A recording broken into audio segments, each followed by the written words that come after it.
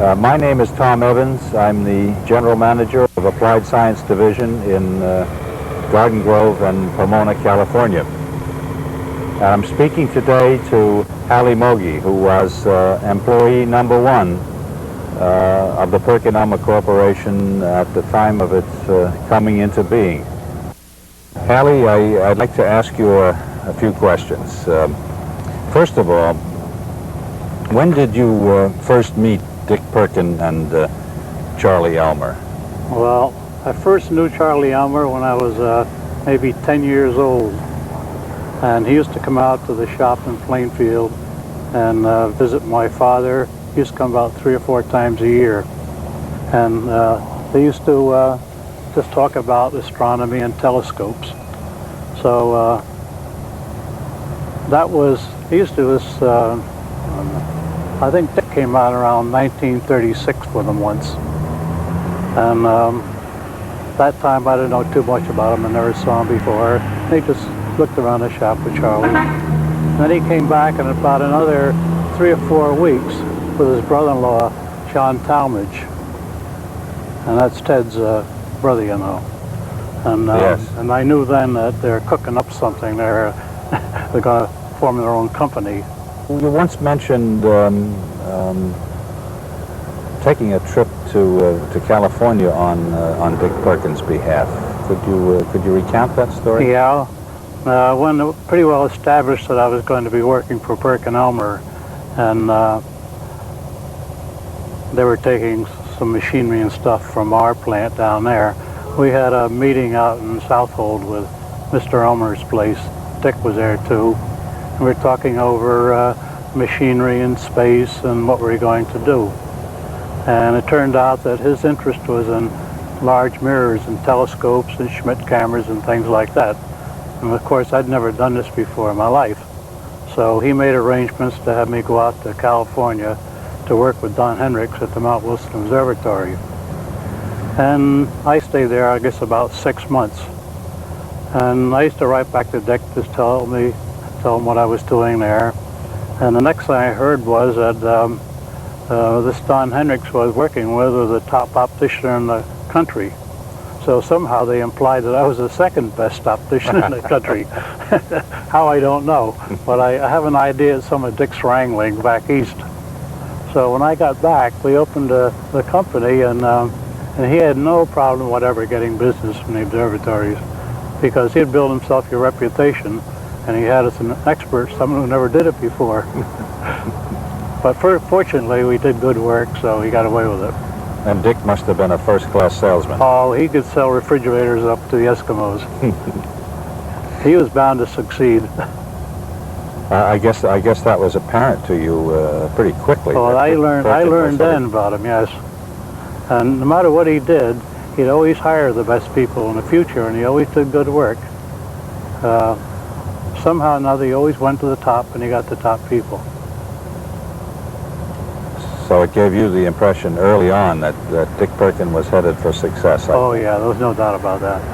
What anecdotes, if any, do you recall in the early days of Perkin Elmer and the transition from Jersey City to the optical shop in Glen Brook? Not really too much, except in Jersey City it was pretty informal, and we were small, and we did most of our telescope work there. But when we moved to Connecticut, it was all war stuff. So then it was just mass production, entirely different. That must have been where you developed a new and unique way of fabricating roof prisms. No, this started down in Jersey City. Dick knew Quayle and Esser rather well, and they made rangefinders. And so once he's over there, they were talking about roof prisms. And he said they had them made over in New York by some man named Schmidt, and he was going out of business. And Dick was looking for machines, so he was going to go to Schmidt to buy these machines. So, and while he was there, he got some roof prisms to bring back and see if I could work on them, make it work. You had to contact these to a plate, and I never did it before, and I didn't know how. And I tried and I tried and I tried. I used everything to do it. I couldn't make them stick. And Dick used to come in there, and he used to try it and try it. We tried everything. So we gave it up. And in a short time later, we went up to Schmidt to see about buying the machines. So we got that straightened. On the way home, I mentioned that there was a funny smell in that place, and it smelled like a hospital. And we went along, and I think Dick said, that must be ether. So the next morning, Dick comes around and a can of ether, and we took the glass out again and rubbed the ether on it, and there it was. They snapped right in like that. And if we had not done that, I doubt if I would ever have made a roof prism in my life, or Perkin and Elmer would have.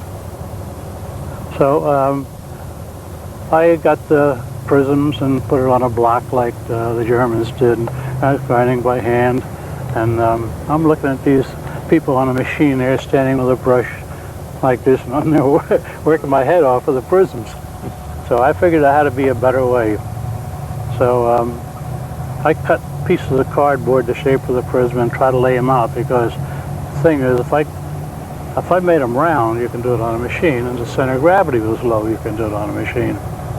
So I figured these pieces of cardboard till I got a circle, and I got a circle like this, and I see a nice perfect triangle in the middle.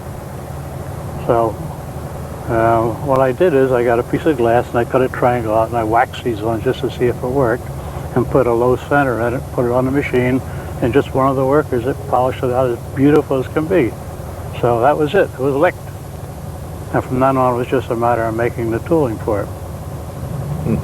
And if I understand it right, the operation made an awful lot of components of that kind during World War II. Oh, sure. Almost everything had a roof prism in it, because telescopes, everything was upside down, and a roof prism merely turns the image over. You must have made a lot of those roof prisms during World War II, Halley. Oh, yeah, because practically every instrument had one in it, any sighting instrument, because the image in a telescope is upside down, it had to be inverted. So we made thousands of them. Does a single achievement come to mind that gives you the greatest satisfaction when you look backward over your career? Well, I would say that the one that lasted the longest was Dick went over to American Cyanamid. I think he was interested in spectrometers at that time. And they were talking over there about the prisms. They're made of salt, and they dissolve very easily, and had to repolish them quite frequently. So he brought one back and to see if he could do it. So he gave it to me, and of course in those days the polishing compound was rouge, and it was pretty dirty. You had to squeak the glass off to get it clean. So I took a flat lap and squeaked one off, and rubbed the prism on it, and came out nice and shiny, beautiful, with just enough moisture in there to dissolve the salt off. And I did the other side the same way, and gave it back to Dick, and told him nothing to that. And apparently it was a pretty tough job, but I didn't know about it. It's a case of being too stupid to know, that's all. Didn't have to try. And I think that led into his getting interested in infrared spectroscopy.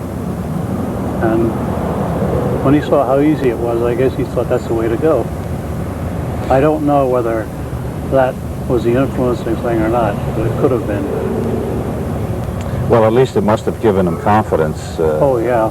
Before that, it was done the old-fashioned way in brine, and it used to take a day or so to polish one. And now everybody does it this way.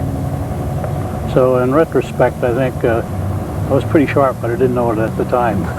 How do you compare working in California to working in Connecticut? Truly. It's like reliving. Can't play golf in the snow. Today to Hwmogey. Let's hang on. Let's start that again. Yeah, okay. And